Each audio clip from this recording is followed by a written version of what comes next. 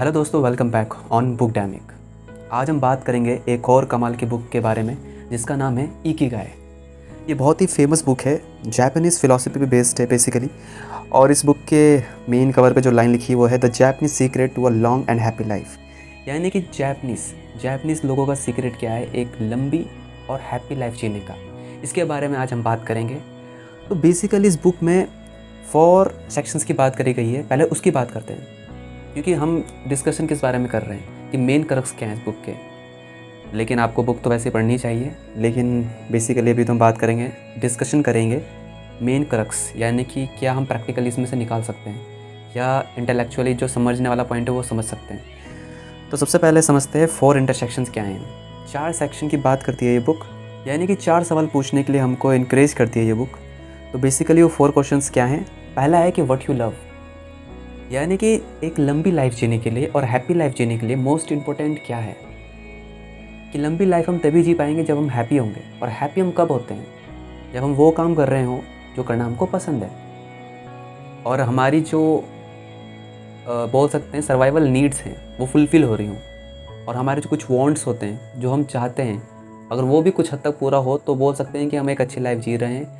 और एक अच्छी लाइफ से ही एक लॉन्ग लाइफ निकलती है, एक लंबी अच्छी ज़िंदगी निकलती है। वैसे कोट भी है अंबेडकर जी का कि लंबी लाइफ जीने से बेहतर है कि एक अच्छी लाइफ जी जाए, छोटी लाइफ जी जाए, लेकिन वो कमाल की लाइफ होनी चाहिए। लेकिन पहले हम यहाँ पर समझ लेते हैं कि हैप्पी लाइफ का मतलब क्या है। कि व्हाट यू लव, यानी कि कोई ऐसा काम जो आपको करना पसंद है। अब ये मेरे पीछे गिटार रखा हुआ है, हो सकता है आपको गिटार बजाना पसंद हो, लेकिन गिटार बजाना आपको पसंद है किस लिए, क्योंकि आपने किसी को देखा है, किसी सिंगर को गिटार बजाते हुए देखा है, या किसी को भी एनी अदर पर्सन जिसको आपने देखा है कि यार वो गिटार बजा रहा है, बड़ा अच्छा लग रहा है, तो मुझे भी गिटार बजाना पसंद है, यानी कि मैं भी गिटार बजाना चाहता हूँ। तो ये डिज़ायर आपके अंदर है, तो आप चाहते हो गिटार बजाना, लेकिन आप उस पर अच्छे नहीं हो, गिटार बजाने में आप अच्छे नहीं हो। आपको गिटार जब आप पकड़ते हो तो अजीब ही इसमें ट्यून आती है। तो दूसरा वही सेक्शन है कि what you are good at, यानी कि आप किस काम में अच्छे हो। अगर जिस काम में आप अच्छे हो और जो काम आपको करना पसंद है वो दोनों मिल जाएं, यानी कि आपको करना भी पसंद है और आप उस काम में अच्छे भी हो, तो इसको जब ये दोनों मिल जाते हैं आपस में तो उसको बोलते हैं पैशन। यानी कि पैशन की डेफिनेशन ये बुक किस तरह से दे रही है कि what you love and what you are good at, यानी कि क्या आपको करना पसंद है और किस काम में आप अच्छे हो। अगर वो दोनों मिल जाएं तो वो आपका पैशन बन जाएगा। फॉर एग्ज़ाम्पल मैंने वही दिया था अभी गिटार का एग्जाम्पल कि गिटार आपको बजाना पसंद है, लेकिन जब आपके हाथ में गिटार आता है तो आप इस तरह से बजाते हो कि आप बोलते हो वाह मज़ा आ गया, मतलब कि इतना ख़राब। लेकिन अगर आपको बजाना पसंद है तो आप उसको बेटर कर सकते हो, सीख सकते हो, और धीरे धीरे उसमें इम्प्रूवमेंट आपकी हो सकती है। क्योंकि कोई भी काम करने के लिए शुरुआत बहुत ज़रूरी है, स्टेप लेना बहुत ज़रूरी है। तो अगर आप वो स्टेप लेते चले जाओ, गिटार पे प्रैक्टिस करते चले जाओ, अगर आपको गिटार बजाना पसंद है, फॉर एग्ज़ाम्पल गिटार बजाना पसंद है, तो धीरे धीरे 6 महीने में, 1 साल में, 2 साल में आप परफेक्ट गिटारिस्ट बन जाओगे। तो ये आपका पैशन बन जाएगा कि आपको वो काम करना पसंद भी है और आप उस काम में अच्छे भी हो, यानी कि आपको वो काम करना आता भी है। ऐसा नहीं कि सिर्फ आपको वो काम करना पसंद है लेकिन आता तो है ही नहीं। तो ये चीज़ नहीं होनी चाहिए। अगर आपको पसंद है और वो काम आपको आता नहीं है तो इट मीन्स वो आपका पैशन नहीं है। लेकिन अगर आपको कोई काम करना पसंद है और आपको वो काम करने में मज़ा आता है और आप उस काम को कर पाते हो पूरी अपना 100% दे करके, तो बोल सकते हैं कि आप उस काम को लेकर के पैशनेट हो। तो वही चीज़ है। अब ऐसा नहीं है कि व्हाट यू लव में अगर बुक पूछ रही है कि व्हाट यू लव, तो आप बोलो जी मुझे तो सोना बहुत पसंद है। जब मैं बिस्तर में जाता हूँ सोने के लिए तो मैं तो आराम से ठंडे दिमाग से एकदम लेटता हूँ बिस्तर में, मेरे को बहुत अच्छी नींद आती है। तो ये अगर आती है आपको और आप बोलते हैं मैं तो नींद में सोने में तो बहुत अच्छा हूँ, आई एम गुड एट, मैं उसमें अच्छा भी हूँ और मुझे पसंद भी है सोना, तो ये आपका पैशन नहीं है। Passion means what? Passion means बहुत अच्छे से समझ लो कि पैशन का मतलब क्या होता है। पैशन मीन्स कि आप कुछ क्रिएट कर पाओ, कुछ सीख पाओ, बॉडी वाइज और मेंटली वाइज। फॉर एग्जांपल आपको बैडमिंटन खेलना पसंद है और आप उसमें उस काम को करने में, यानी कि उस गेम को खेलने में अच्छे भी हो, तो यानी कि आप फिजिकली कुछ कर रहे हो, तो बोल सकते हैं कि हाँ आप पैशनेट हो बैडमिंटन को लेकर के। लेकिन आप फ़ोन में रील्स देखने में, यूट्यूब वीडियोज़ देखने में, एंटरटेनमेंट की वीडियोज़ देखने में 6-6, 7-7 घंटे निकाल देते हो। जैसे कि हम टेलीविज़न पे करते थे, पहले टीवी पे करते थे, लेकिन टीवी से अब शिफ्ट हो गया यूट्यूब पे, नेटफ्लिक्स पे, हॉटस्टार पे, बहुत से ऐसे OTT प्लेटफॉर्म हैं, उस पे, अमेज़ॉन प्राइम पे। और आपको वीडियोज़ देखना बहुत पसंद है, एंटरटेनमेंट्स वीडियो देखना बहुत पसंद है, लेकिन और आप बोलोगे मैं तो देखने में बहुत अच्छा हूँ, इस काम को करने में बहुत अच्छा हूँ, वीडियोज़ देखने में बहुत अच्छा हूँ, तो ये मेरा पैशन है, इस पैशन का क्या फ़ायदा। लेकिन हाँ, अगर आप मूवीज़ को वॉच कर रहे हो और समझ रहे हो कि उसमें से क्या सीखा जा सकता है, क्या समझा जा सकता है, फिर उसके बाद एक रिएक्शन वीडियो या रिव्यू वीडियो मूवीज़ की बनाते हो और उसको अपलोड करते हो यूट्यूब में, तो दैट मीन्स ये आपका पैशन है। तो किस काम में आप अच्छे हो और क्या उस काम को आप कर पा रहे हो, यानी कि उस काम को करने में आप अच्छे भी हो और आप उस काम को करना पसंद भी करते हो। तो करना, यहाँ पर इन्वॉल्व वर्ड बहुत इंपॉर्टेंट है। करना, ऐसे नहीं कि पैसिवली आप सिर्फ देख रहे हो या सो रहे हो, वो नहीं। आप एक्टिवली उसमें इन्वॉल्व होने चाहिए, चाहे आप फिज़िकली रहें चाहे आप मेंटली रहें। तो ये बहुत इंपॉर्टेंट है पैशन के लिए। तो 2 बात इस सेक्शन में हमने कंप्लीट करी कि पैशन मीन्स व्हाट, कि जो काम आपको करना पसंद है और अगर आप उसमें अच्छे हो तो आपका पैशन बन जाएगा। लेकिन प्रॉब्लम ये उठती है कि पैशन में प्रॉब्लम क्या होती है, उसकी भी हम बात करेंगे। लेकिन अभी हम पहले 4 सेक्शंस को कंप्लीट करते हैं, फिर हम एक-एक करके डिफ़ाइन करेंगे अलग अलग करके। दूसरा सेक्शन ये हो सकता है कि आपका मिशन हो, और मिशन में क्या हो सकता है कि आप किसी काम को करने में अच्छे हों और दुनिया को उसकी ज़रूरत हो, यानी कि उस चीज़ की ज़रूरत हो जिस काम को करने में आपको मज़ा आता है या आपको वो काम करना पसंद है। फॉर एग्ज़ाम्पल, आपको चैरिटी देना बहुत पसंद है, फ्री में बच्चों को पढ़ाना बहुत पसंद है, फ्री एजुकेशन देना बहुत पसंद है और वो वर्ल्ड की नीड भी है, तो यानी कि आपका मिशन बन गया कि फ्री एजुकेशन देना। आपने ये मिशन अपने लिए आइडेंटिफाई कर लिया कि यार ये मेरा मिशन है और मुझको फ्री एजुकेशन प्रोवाइड करनी है छोटे छोटे बच्चों को जो एजुकेशन का अपना खर्चा नहीं उठा पाते। तो ये आपका मिशन बन सकता है। फिर बात करते हैं इसमें वोकेशन की। वोकेशन या बोल सकते हैं प्रोफेशन। पहले प्रोफेशन को पकड़ते हैं, यानी कि कोई भी काम करने में अगर आप अच्छे हो, अच्छे मतलब कि आपके अंदर कोई स्किल है और उस स्किल के बिहाफ पे आप जॉब कर रहे हो, उस स्किल के बिहाफ में आपको पैसे मिल रहे हैं, तो वो आपको प्रोफेशन बन जाएगा। जहाँ पर कि आप अपनी स्किल को सेल करके अपनी स्किल के बेस पे मनी को क्रिएट कर रहे हो, यानी कि मनी आपको मिल रही है। और वोकेशन में क्या फ़र्क है कि आप दुनिया की नीड्स को फुलफ़िल कर रहे हो जिससे कि आपको पैसे मिल रहे हैं। तो दुनिया की नीड्स को फुलफ़िल करने का मतलब क्या है, अगर आप बहुत लोगों की नीड्स को फुलफ़िल कर पाते हो तो इट मीन्स आप एक बिज़नेस ओनर हो सकते हो, आप एक प्रोफेसर हो सकते हो, आप एक टीचर हो सकते हो जो कि दुनिया की नीड्स को फुलफ़िल कर रहा है। यानी कि स्कूल में ज़रूरत है बच्चों को, स्टूडेंट्स को एक अच्छे टीचर की, तो वो क्या हो गया कि लोगों को आपकी ज़रूरत है, दुनिया को आपकी ज़रूरत है और आप उनकी नीड्स को फुलफ़िल कर पा रहे हो, तो इसीलिए आपको पैसे मिलेंगे, इसलिए आपको मनी मिलेगी। उसमें ये बात कर रहे हैं कि what you can be paid for. तो प्रोफेशन मीन्स व्हाट, कि अपनी स्किल को सेल करना, जॉब बोल सकते हैं जिसको, कि अगर आपके अंदर कोई क्वालिटी है, आप एक अच्छे ह्यूमन रिसोर्सेज की आपके अंदर क्वालिटी है या सेल्स की आपके अंदर क्वालिटी है, मैनेजमेंट की आपके अंदर क्वालिटी है, तो आप एक अच्छा खासा इनकम क्रिएट कर सकते हो अपनी स्किल के बेस पे, जो कि आपका प्रोफेशन बन जाएगा। और वोकेशन मतलब क्या, कि आप दुनिया की नीड्स को फुलफ़िल कर रहे हो जिसके बिहाफ पे आपको पैसे मिलेगा। तो 4 चीज़ों की बात करी है, पैशन की, प्रोफेशन की, मिशन की एंड वोकेशन की। तो अब समझते हैं कि इनमें क्या क्या प्रॉब्लम है अगर हम इन चारों चीज़ों को एक साथ ना जोड़ें। अगर ये 4 चीज़ें हमारे पास नहीं हुई तो हम अपनी लाइफ में हैप्पी नहीं हो सकते और ज़्यादा जी नहीं सकते। जीने का मतलब क्या है, अच्छे से जी नहीं पाएंगे। हाँ, ज़िंदगी कटती रहेगी लेकिन जी नहीं पाएंगे। तो हम हैप्पीली जी पाएँ अपनी लाइफ को, तो उसके लिए इन 4 सेक्शंस को कम्प्लीटली हमको समझना होगा ताकि हम एक एक सेक्शन पर काम कर सकें और अपनी लाइफ को बेटर कर सकें।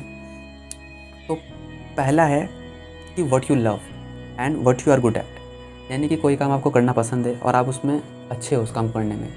यानी कि मैंने अभी एग्जांपल दिया था कि गिटार बजाने में आप अच्छे हो, लेकिन आपको बजाना पसंद भी है और आप गिटार बजाने में अच्छे भी हो, लेकिन हो सकता है वो दुनिया की ज़रूरत नहीं है, वो दुनिया की नीड नहीं है, या आप उससे पैसे नहीं कमा पा रहे हो। क्योंकि गिटारिस्ट हो सकता है आप इतने एक्स्ट्रॉर्डिनरी गिटारिस्ट नहीं हो, लेकिन अगर आप उसमें काम करते चले जाओ तो हो सकता है कि आप एक टाइम बाद उससे मनी भी क्रिएट कर पाओ। लेकिन हम पैशन बेसिकली हॉबी को समझते हैं, क्या ये हमारी हॉबी है। लेकिन पैशन मीन्स वर्ड जहाँ पर आप मनी भी क्रिएट कर पाओ और आपका पैशन दुनिया की नीड भी होनी चाहिए, दुनिया को उसकी ज़रूरत भी होनी चाहिए। तो वही बात है कि सेटिस्फेक्शन तो मिलता है पैशन से, कि आपको कोई काम करना पसंद है और आप उस काम को करने में अच्छे भी हो, सेटिस्फेक्शन तो मिलता है, बट फीलिंग ऑफ यूजलेसनेस, वही चीज़ कि आपको गिटार बजाना तो पसंद है, आप उसमें अच्छे भी हो, लेकिन कोई सुनना नहीं चाहता, सुनना भी चाहता है तो साल में 1-2 बार आप स्टेज परफॉर्मेंस करते हो तो उसमें आप बजा लेते हो, बस इतना है। लेकिन अगर दुनिया को उसकी ज़रूरत है, फॉर एग्ज़ाम्पल मैं अपना एग्ज़ाम्पल देता हूँ। मुझको बुक्स पढ़ना बहुत पसंद है, मुझको सीखना बहुत अच्छा लगता है, अपने माइंड को ग्रो करना बहुत अच्छा लगता है, यानी कि मैं अपने आप को ग्रो करता चला जाऊँ डेली, वो मुझको बहुत पसंद है। तो ये मेरा पैशन है, यानी कि मुझको प्यार है रीडिंग से, लर्निंग से, कुछ सीखने से, और मैं इसमें अच्छा भी हूँ। यानी कि मुझे सीखना पसंद है, मैं समझ लेता हूँ चीज़ों को बहुत जल्दी। तो क्या होता है कि मैं यूज़लेसनेस फ़ील करूँगा अगर मैं अपनी रीडिंग की स्किल से या जो भी कुछ मैं सीख रहा हूँ अगर मैं उससे इनकम क्रिएट ना कर सकूँ, या जो भी मैं कर रहा हूँ अगर वो दुनिया को उसकी ज़रूरत ही नहीं है, तो मेरे को यूज़लेसनेस फ़ील होगा कि यार मैं तो यूज़लेस हूँ, मेरे पैशन की कोई कदर ही नहीं है, मेरे काम की कोई वैल्यू नहीं है। तो मुझे क्या करना होगा कि मुझे वर्ल्ड्स की नीड को, यानी कि दुनिया की ज़रूरत को समझना होगा कि दुनिया की ज़रूरत क्या है। कि उनको एक अच्छा रीडर चाहिए? नहीं, उनको एक अच्छा रीडर नहीं चाहिए, उनको कोई फ़र्क नहीं पड़ता। लेकिन हाँ, ऐसा चाहिए जो बुक्स की नॉलेज को उन तक पहुँचाए, ऐसी कमाल की नॉलेज उन तक पहुँचाए जिसकी ज़रूरत शायद बहुत से लोगों को हो। तो वही काम मैं बुक्स के थ्रू, बुक्स को पढ़ने के बाद, यानी कि जो समरी बना रहा हूँ, समरी तो नहीं बोल सकते, लेकिन जो डिस्कशन वीडियो बना रहा हूँ, तो वो इसलिए बना रहा हूँ ताकि जो वर्ल्ड्स की ज़रूरत है, यानी कि जो दुनिया की ज़रूरत है, उसको फुलफ़िल किया जा सके।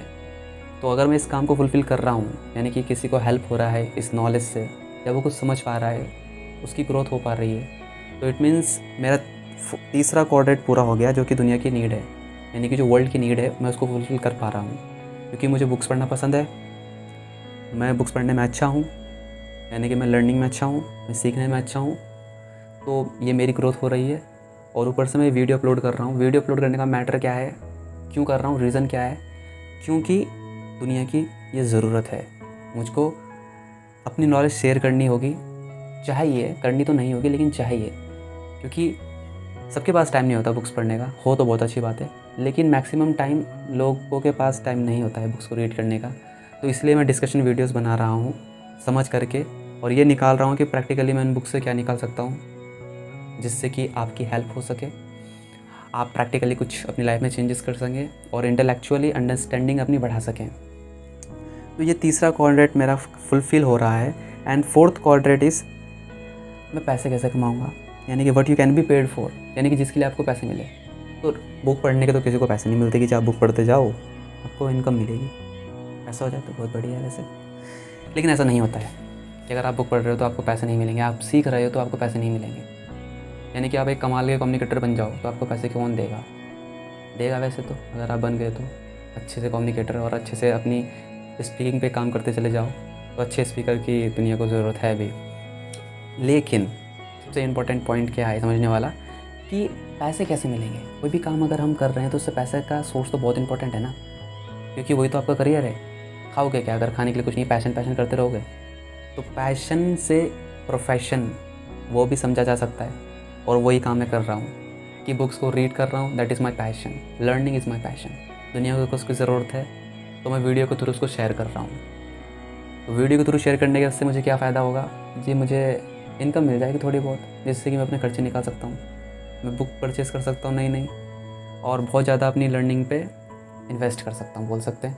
तो मेरे 4 क्वाड्रेंट्स पूरे हो जाएंगे कि मैं यूज़लेस फ़ील नहीं करूँगा कि सिर्फ मैं पढ़ते ही चला जा रहा हूँ और दुनिया को उसकी ज़रूरत है नहीं, और अपने आप को भरता चला जा रहा हूँ, सीखता चला जा रहा हूँ। लेकिन अगर मैं सीख रहा हूँ और मेरी भी ग्रोथ हो रही है और सामने वाले पर्सन की भी ग्रोथ हो रही है और मुझको एक अच्छा खासा इनकम सोर्स भी मिल रहा है यूट्यूब के थ्रू या ऑनलाइन किसी भी प्लेटफॉर्म के थ्रू, तो वो बहुत बेटर हो जाएगा मेरे लिए भी और आपके लिए भी, कि आपको हो सकता है कुछ कमाल की वैल्यू प्रोवाइड हो रही हो इस वीडियो के थ्रू।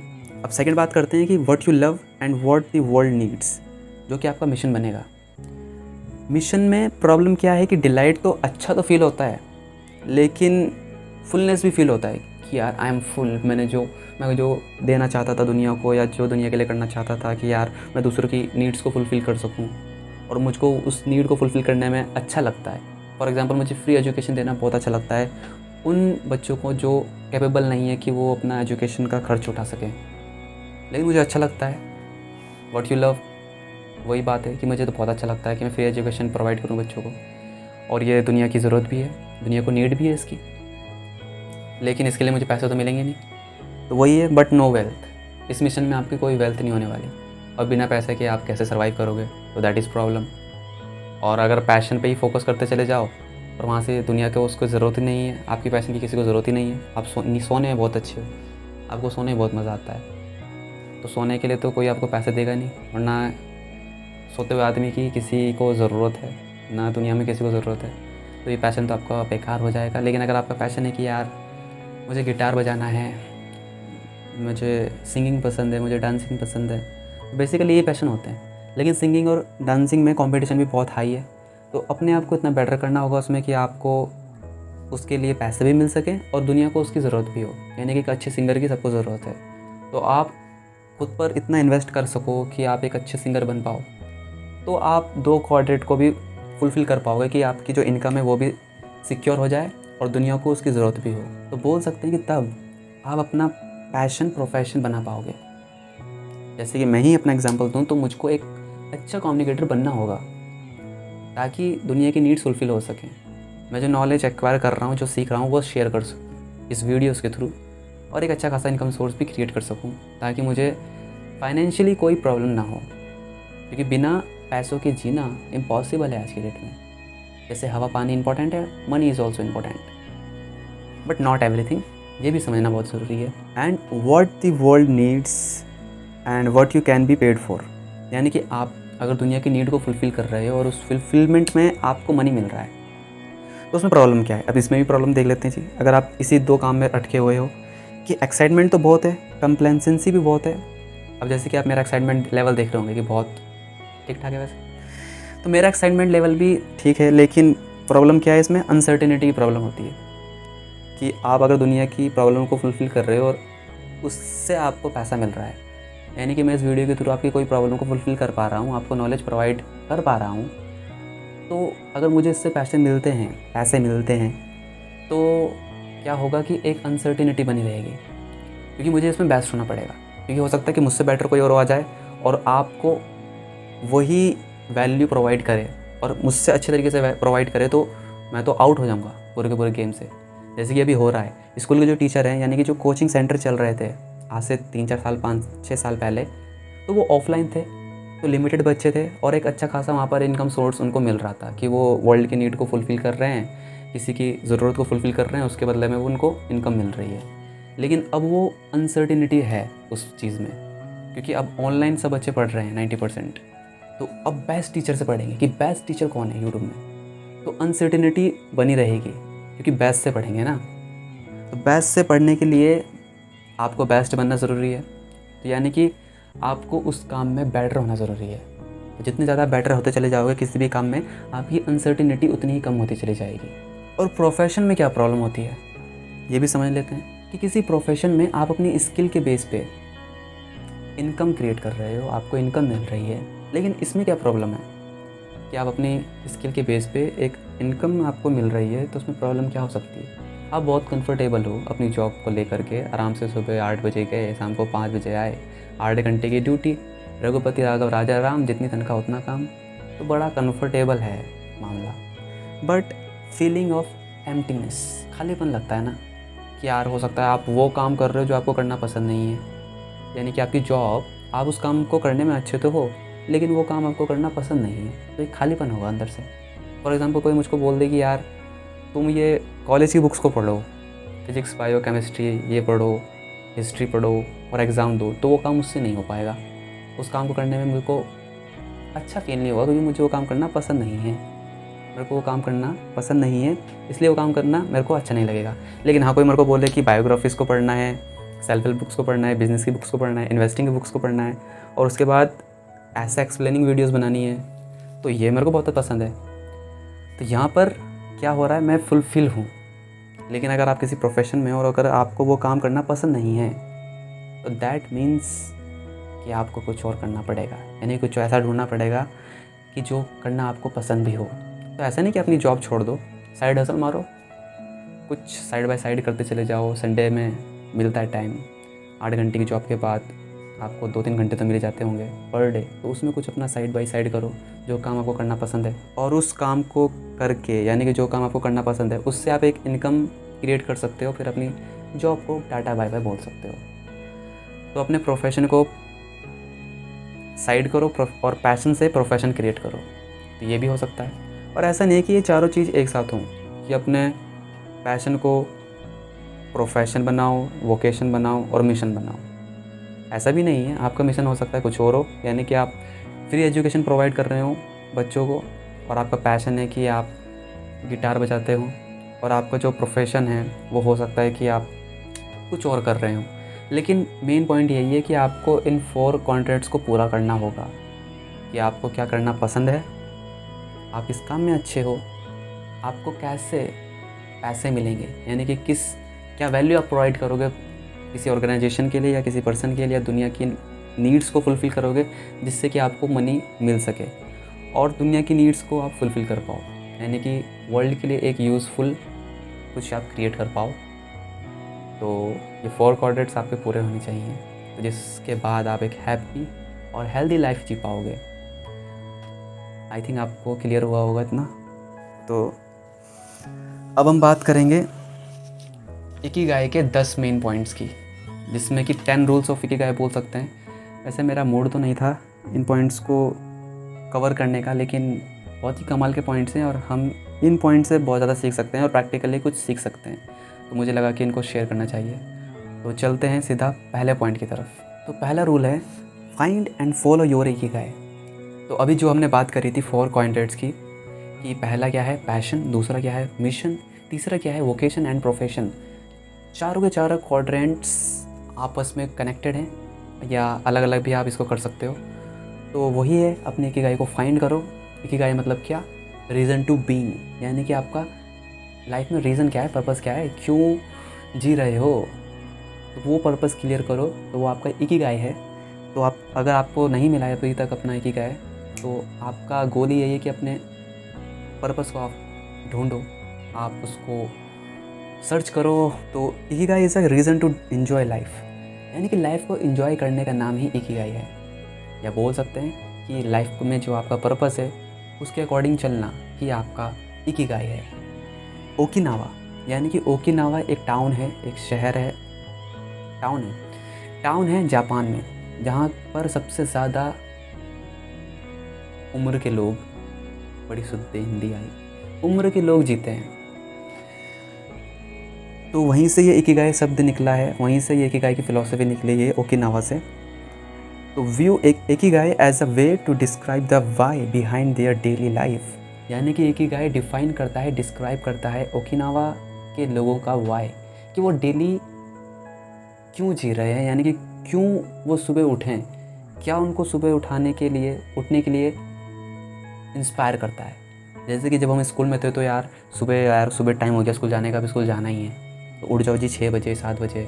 तो उस टाइम ख़राब फील लगता था, और बहुतों को तो अच्छा लगता होगा, यानी कि बॉयफ्रेंड गर्लफ्रेंड होगा, गर्लफ्रेंड होंगी और 11th-12th के बच्चे होंगे। तो मुझे तो बड़ा अच्छा लगता था 11th-12th में, पर उससे पहले बेकार लगता था सुबह उठना कि यार अब स्कूल का टाइम हो गया, जाओ स्कूल जाना है। पर वो एक रीज़न था कि स्कूल जाना है, हमको पढ़ना है, हमको एजुकेशन लेनी है, तो उसमें इतना मज़ा नहीं आता था। लेकिन अगर आपके पास कोई ऐसा रीज़न है सुबह जल्दी उठने का, या कोई भी काम करने का, या अपने पूरे के पूरे डे को शेड्यूल करने का, और आपको उस काम में करने में मज़ा आए, तो वो आपका इकिगाई है, और आपको वो काम ढूंढना होगा। अब ढूंढो कैसे, मुझे तो पता ही नहीं, मैं अपना इकिगाई कैसे फाइंड आउट करूँ। तो मुझे भी नहीं पता था, मैंने भी फाइंड आउट करा। अलग अलग चीज़ें ट्राई करो, देखो कि आपका इंटरेस्ट कहाँ पर आ रहा है। फॉर एग्ज़ाम्पल मेरा वीडियो पे इंटरेस्ट आया, मुझको बुक रीड करने में इंटरेस्ट आया, या बहुत से ऐसी चीज़ें सीखने में इंटरेस्ट आया। तो किसी का भी अलग अलग हो सकता है। आप स्टॉक मार्केट में जाओ, आप अलग अलग चीज़ें ट्राई करो। बेसिकली बैठे मत रहो, सोचते मत रहो कि यार मेरा पर्पस क्या है, मैं क्या करूँ अपनी लाइफ में, मुझे तो कुछ समझ में नहीं आ रहा है। कुछ भी करो, उससे आपको क्लियर होता चला जाएगा कि यार ये मेरे लिए नहीं है, ये चीज़ मेरे लिए है। जॉब करके देखो तो आपको पता चलेगा यार जॉब मेरे लिए है या नहीं है। अगर होगी तो आप टिके जाओगे जॉब में, तो जॉब करते रहो, वो आपका लाइफ का पर्पस है। और मैं ऐसा नेगेटिव नहीं बोल रहा हूँ कि जॉब करते रहो ये आपका लाइफ का पर्पस है, बट अगर आपका मन नहीं है जॉब में तो आप बिज़नेस ट्राई करके देखो। और अगर बिज़नेस, और हो सकता है कि आप बिज़नेस पे ना टिक पाओ, तो फिर जॉब करो। तो ये अलग अलग, मतलब 2 एग्जांपल दे रहा हूँ मैं, ऐसा नहीं कि सिर्फ 2 ही हैं, उसके अलावा भी बहुत सारे ऑप्शंस हैं, तो आप फाइंड आउट कर सकते हो अपने लिए अलग अलग तरीके से। Other cultures follow a path that society has created for us. We live by someone else standards and get our desires, we rarely find our purpose and passions in life. बड़ी कमाल की बात, यानी कि ओकिनावा में क्या होता है, जापान में जो लोग रहते हैं वो अपनी लाइफ का पर्पस खुद डिफाइन करते हैं, खुद ढूंढते हैं। लेकिन और जो कल्चर होते हैं, यानी कि और जो कंट्रीज़ में लोग होते हैं, इंडिया का ही ले लो, अपना एक बात करते हैं ना, औरों की क्या बात करनी, कि हम जो पाथ चूज़ करते हैं, हम जो पाथ फॉलो करते हैं वो सोसाइटी ने हमारे लिए बनाई होती है, या फिर हम किसी और के तरह से अपनी लाइफ को जी रहे होते हैं और अपनी इच्छाओं को मार देते हैं। कि हो सकता है आपका मन रहा हो कि यार मुझको सिंगिंग करनी है, या मेरे को कुछ डिफरेंट करना है। डिफरेंट इन द सेंस ऐसा नहीं कि मुझे उल्टा लटक जाना है, पर ये है कि यार मेरे को जॉब नहीं करनी, मेरे को बिज़नेस करना है। लेकिन आपके घर वालों ने हमेशा जॉब ही करी हो, तो वो बोल रहे हैं कि यार बिज़नेस में तो बहुत रिस्क है, कहाँ जा रहे हो, जॉब ही कर लो। तो आपने बोला चलो ठीक है यही कर लो। तो आपका डिज़ायर तो था, लेकिन आपने अपने डिज़ायर को मारा और एक सेफ़ एंड सिक्योर रास्ते को पकड़ लिया। लेकिन सेफ़ एंड सिक्योर में प्रॉब्लम क्या है कि यहाँ पे ग्रोथ बहुत कम है, क्योंकि आपने अपने डिज़ायर को मार कर उस बात को चूज़ किया। हाँ, अगर अपने डिज़ायर के बेस पे चूज़ करते तो शायद ग्रोथ हो भी सकती थी। जैसे कि सुंदर पिचाई हैं, वो जॉब से मतलब शुरुआत तो जॉब से ही करी थी गूगल में, लेकिन आज कहाँ से कहाँ पहुँच गए। तो क्या से क्या हो गए देखते देखते, तो वही वाला सीन है। बट मेन पॉइंट यही है कि हमको बहुत ही कम, रेयरली होते हैं जो अपने लाइफ का पर्पस, अपने लाइफ में जो उनका पैशन होता है उसको फाइंड करते हैं और उसको फॉलो करते हैं। तो पहला रूल क्या है इकिगाई का, कि find and follow your Ikigai. Second की बात करते हैं, टेक इट स्लो। ये क्या बात हुई भाई, टेक इट स्लो का मतलब क्या होता है? टेक इट स्लो का मतलब, अब बहुत से बोलते हैं कि यार टेक इट फास्ट, जल्दी करो काम को, 10 घंटे का काम 6 घंटे में निपटाओ, 4 घंटे में निपटाओ। तो बोल सकते हैं कि आप एक एक्स्ट्राऑर्डिनरी पर्सन हो। एक्स्ट्राऑर्डिनरी की डेफिनेशन ये नहीं है। एक्स्ट्राऑर्डिनरी का मतलब ये नहीं कि आप क्वांटिटी को बढ़ा दो और क्वालिटी आपकी ज़ीरो। नहीं, एक्स्ट्राऑर्डिनरी का मतलब है कि आप क्वालिटी को बड़ी कमाल की रखो, क्वांटिटी फिर भी कम कर लो, कोई दिक्कत वाली बात नहीं है। स्टीव जॉब्स को देख लो। स्टीव जॉब्स को जब कंपनी से बाहर निकाल दिया था, एप्पल की अपनी ही कंपनी से बाहर निकाल दिया था, एप्पल की कंपनी से, तो उसके बाद कंपनी ने बहुत से प्रोडक्ट्स लॉन्च कर दिए, यानी कि बहुत से प्रोडक्ट्स पर काम कर रही थी, पता नहीं कितने प्रोडक्ट्स पर। लेकिन जब कंपनी डाउन जाने लगी और स्टीव जॉब्स को वापस एप्पल में बुलाया गया, पैरों पे पड़ गया, भाई आ जाओ एप्पल में वापस, ख़त्म हो जाएगी कंपनी वरना तुम्हारे बिना। तो जब स्टीव जॉब्स वापस आए तो उन्होंने बोला कर क्या रहे हो भाई, इतनी सारी चीज़ों पर काम क्यों कर रहे हो? लेस इज़ मोर, ये स्टीव जॉब्स का वो है, क्या बोल सकते हैं, सीक्रेट है कि लेस इज़ मोर, यानी कि जितना कम करोगे उतना बेटर है, लेकिन अच्छे से करो। कम काम करो लेकिन अच्छे तरीके से करो, उसमें एक्स्ट्राऑर्डिनरी चीज़ को अचीव करो, ये बोल सकते हैं। तो वही बात बोल रहे हैं इकिगाई में, टेक इट स्लो। मतलब क्या है, people here are passionate about everything they do, यानी कि ओकिनावा की बात कर रहे हैं बेसिकली, और एक ओगेमी भी है, 2 शहर हैं, या बोल सकते हैं टाउन है, या बोल सकते हैं आइलैंड है, जो भी आपको समझना है वो आपके लिए हो सकता है बहुत बढ़िया हो। लेकिन वहाँ के पीपल, यानी कि वहाँ के लोग क्या करते हैं कि बहुत ही पैशनेट होते हैं हर चीज़ के लिए, जो भी काम वो कर रहे हैं वो उसके लिए पैशनेट होते हैं, हर चीज़ के लिए पैशनेट होते हैं। लेकिन क्या करते हैं, टेक इट स्लो, आराम से करते हैं, कोई जल्दीबाजी नहीं है। कि ऐसा नहीं कि रात में पहाड़ तोड़ देंगे या 10 दिन में पता नहीं क्या कर देंगे। तो टेक इट स्लो, देखते हैं कि इस काम को कितना टाइम लगेगा एक्चुअल में, बिना किसी एक्स्ट्रा एफर्ट के। एक्स्ट्रा एफर्ट यहाँ पर इसलिए जोड़ रहा हूँ क्योंकि अगर आप बोलते हो कि यार मैं 8 घंटे का काम मैं 16-16 घंटे काम करता हूँ, तो यार आप कुछ दे भी रहे हो, आप कुछ सेक्रीफाइस भी कर रहे हो। क्या सेक्रीफाइस कर रहे हो? अपनी हेल्थ को सेक्रीफाइस कर रहे हो, और हेल्थ से बढ़कर कुछ नहीं होता है, ये हमको समझ में नहीं आता है। क्योंकि हमको आता है समझ में सिर्फ पैसा। कितना पैसा? जितना आ जाए उतना बहुत है। कितना आ जाए उसके लिए क्या करना पड़ेगा? 16 घंटे 15 घंटे काम करो डेली, अपनी नींद को रिड्यूस कर दो, 4-5 घंटे सो आराम से, तो आपको पैसे कमाल के मिल सकते हैं, आपको फेम मिल सकता है, नेम मिल सकता है और वेल्थ मिल सकती है। लेकिन आपकी हेल्थ की धज्जियाँ उड़ जाएंगी, क्योंकि 4 घंटे आप सोओगे। अब ये मैं नहीं बोल रहा हूँ कि 4 घंटे सोना बुरी बात है, लेकिन अपनी बॉडी को समझना कि यार मेरी बॉडी को कितनी नींद की ज़रूरत है, इसको समझना हर इंसान के लिए अलग अलग होता है। यानी कि नींद की क्वालिटी क्वांटिटी अलग अलग होती है हर पर्सन के लिए, एक जैसी नहीं होती। तो अपनी बॉडी पर काम करना, फिटनेस भी बहुत ज़रूरी है। अगर आप 15 घंटे काम करोगे तो हेल्थ पे तो क्या ही ध्यान दोगे, एक्सरसाइज पे तो क्या ही ध्यान दोगे, अपनी डाइट पे तो क्या ही ध्यान दोगे। यानी कि बॉडी की धज्जियाँ उड़ने वाली हैं, रिलेशनशिप्स की वॉट लगने वाली है। किसी भी सक्सेसफुल पर्सन को देख लो, 99.99% की रिलेशनशिप्स की धज्जियाँ उड़ चुकी हैं। अब मैं कोई नेगेटिव बात नहीं बोल रहा, कोई कंट्रोवर्शियल बात नहीं बोल रहा, चाहे वो स्टीव जॉब्स हों, हाँ स्टीव जॉब्स को भी ले सकते हैं, चाहे वो बिल गेट्स हों, चाहे वो एलोन मस्क हो, चाहे वो थॉमस अल्वा एडिसन हो, चाहे वो एल्बर्ट आइंस्टाइन हो, कोई भी हो, उनकी रिलेशनशिप्स इतनी अच्छी नहीं रही हैं क्योंकि वो काम पे इतना फोकस थे। तो ये नहीं बोल रहा मैं काम पे फोकस्ड होना बुरी बात है, लेकिन सिर्फ काम पे ही फोकस्ड होना ये थोड़ा ख़राब है, क्योंकि हर चीज़ को बैलेंस रखना ज़रूरी होता है। रिलेशनशिप्स, हेल्थ एंड वेल्थ बोल सकते हैं, तीनों चीज़ को बैलेंस करना ज़रूरी होता है। तो तब बोल सकते हैं कि आप एक अच्छी लाइफ जी रहे हो। तो वही बोल रहे हैं वो कि take it slow, but they don't always take it too seriously. पर हमेशा सीरियस नहीं लेते कि मैं पैशनेट उस चीज़ के लिए, तो मेरे को ये काम करना है, फटाफट से जल्दी से निपटाना है। हाँ, काम अपनी जगह पे है, रिलैक्सेशन अपनी जगह पे है, और एंटरटेनमेंट अपनी जगह पे है, कॉमेडी अपनी जगह पे है, मूवीज़ देखना अपनी जगह पे है, फ्रेंड्स अपनी जगह पे हैं, फैमिली अपनी जगह पे है। तो किसको कितना टाइम देना है वो आपको डिफाइन करना होता है अपने लिए, ताकि आप हर चीज़ को स्लोली मैनेज कर सको, आराम से मैनेज कर सको। स्लोली का मतलब ये नहीं कि आलसी हो जाओ, क्या स्लोली, धीरे धीरे करेंगे। 6 बजे उठते हैं वैसे तो हम, लेकिन अब हम 10 बजे उठेंगे। नहीं 10 तो कुछ ज़्यादा हो गया, लेकिन अब हम 8 बजे उठेंगे। तो ये टेक इट स्लो का मतलब नहीं है। टेक इट स्लो का मतलब क्या है कि जिस काम को जितना टाइम लगता है उसको उतना टाइम दो, ज़्यादा सेक्रीफाइस मत करो, अपनी हेल्थ को सेक्रीफाइस मत करो, रिलेशनशिप्स को सेक्रीफाइस मत करो, और बाकी जो सेक्रीफाइस करना है कर लो। तो ये पॉइंट यहाँ पे बोला जा रहा है। A slower pace life means taking time to enjoy your mornings instead of rushing to work in a frenzy. Frenzy माने बिल्कुल बोल सकते हैं कि पागल हो जाना अपने काम को लेकर के, कि यार मेरे पास तो टाइम ही नहीं है सुबह उठने का, मेरे पास तो टाइम ही नहीं है अपने आप को देने का, अपनी हेल्थ पर देने का, अपने माइंड को देने का। मैं रेस्टलेस, अगर आप इतना काम करोगे तो रेस्टलेसनेस फील होगी। फॉर एग्जांपल मैं काम ही करता रहूँ, मैं पढ़ता ही रहूँ, मैं ये करता रहूँ, वो करता रहूँ, तो एडिक्ट हो जाओगे। सबसे अच्छा एग्जांपल कौन है इसका? जितने भी सक्सेसफुल पर्सन है वो बहुत ही अच्छे एग्जांपल्स हैं इसका, कि वो बिल्कुल ऑब्सेस्ड हैं, चाहे फिर उनकी हेल्थ की धज्जियाँ उड़ जाएँ, चाहे फिर उनकी रिलेशनशिप्स की धज्जियाँ उड़ जाएँ, उनको कोई फ़र्क नहीं पड़ता, वो सिर्फ अपने काम को देखते हैं। पर अब बहुत से सक्सेसफुल लोग हैं जो हेल्थ पर भी बहुत ध्यान दे रहे हैं, क्योंकि हेल्थ भी बहुत इंपॉर्टेंट है। चाहे वो कोई भी हो, एलोन मस्क हो, बिल गेट्स हो, स्टीव जॉब्स थे, और मार्क जुकरबर्ग हो, रिचर्ड ब्रैंसन हो, तो कोई भी पर्सन हो वो अपनी हेल्थ पे बहुत ध्यान देता है। तो आप भी अपनी हेल्थ पे बहुत ध्यान दो, और हर चीज़ को स्लो रखो।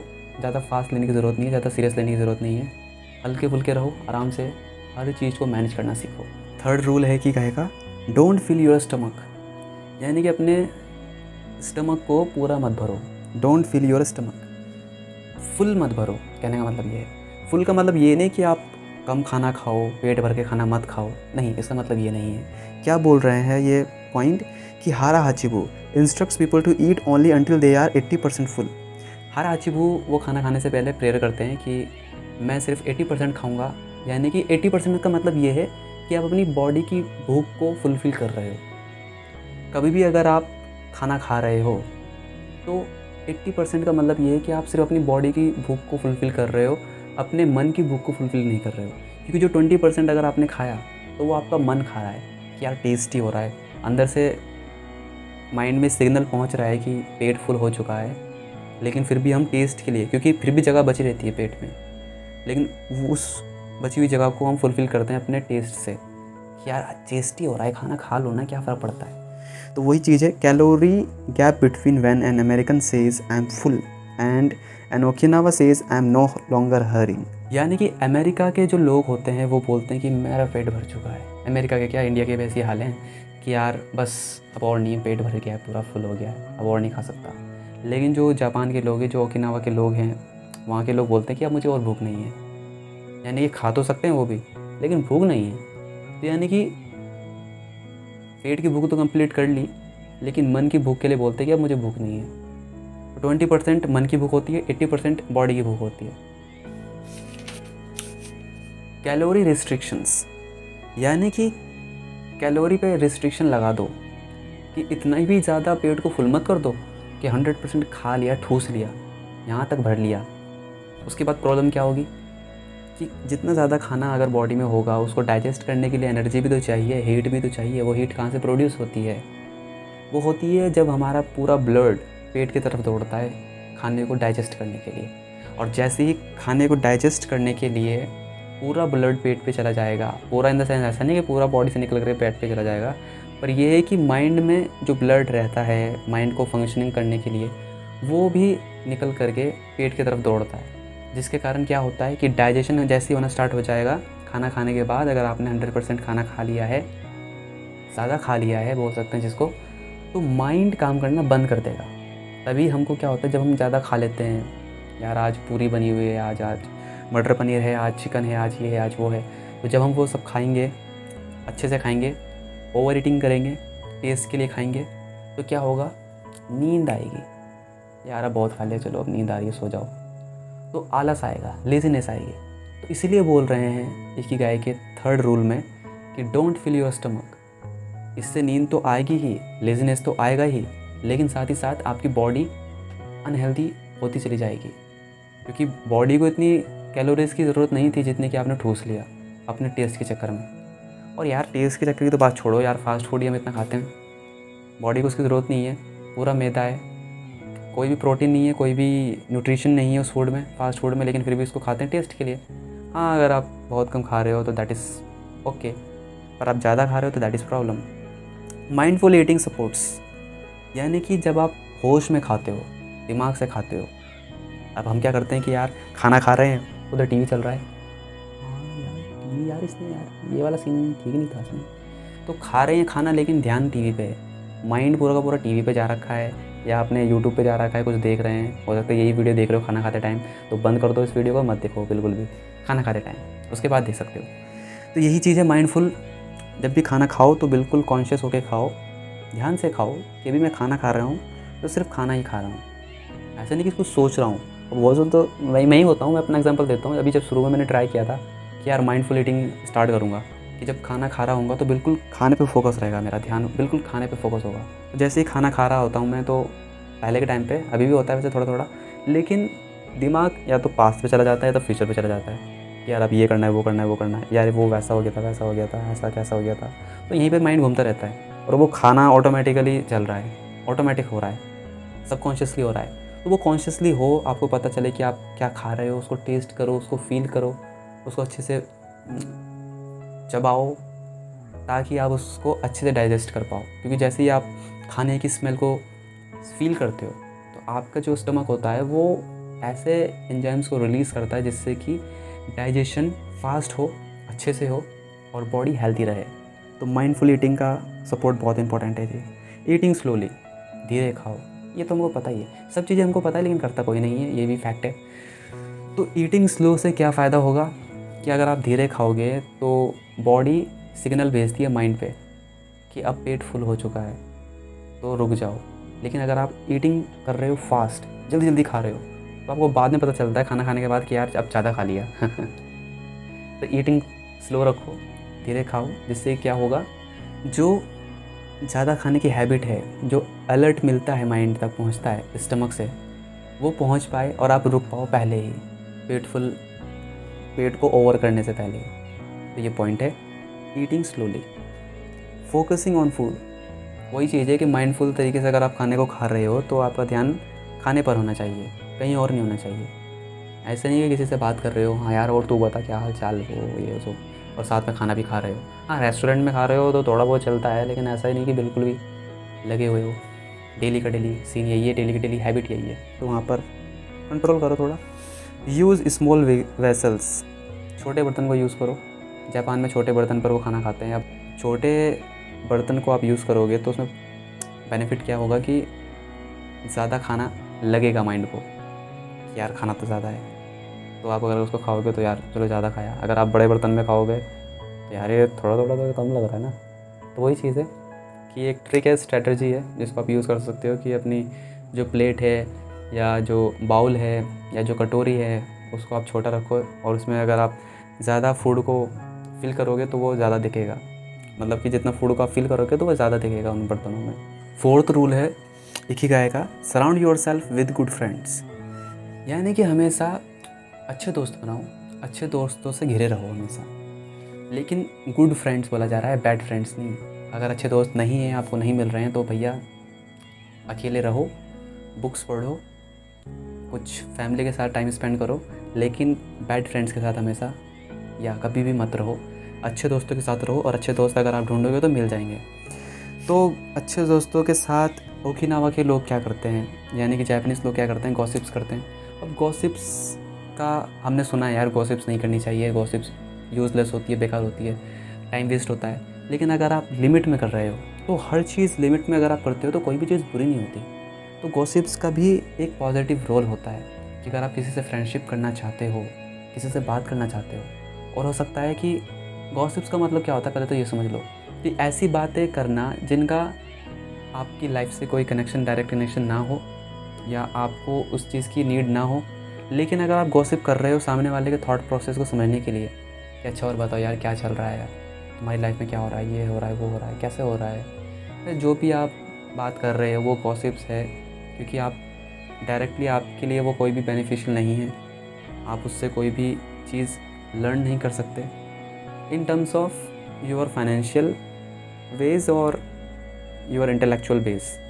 यानी कि आप कोई ऐसी चीज़ नहीं सीख सकते कि यार, क्योंकि बुक पढ़ के हो सकता है कि आप कुछ और नॉलेज एक्वायर कर सकते हो, और आप उस टाइम को लगा रहे हो गॉसिप्स में।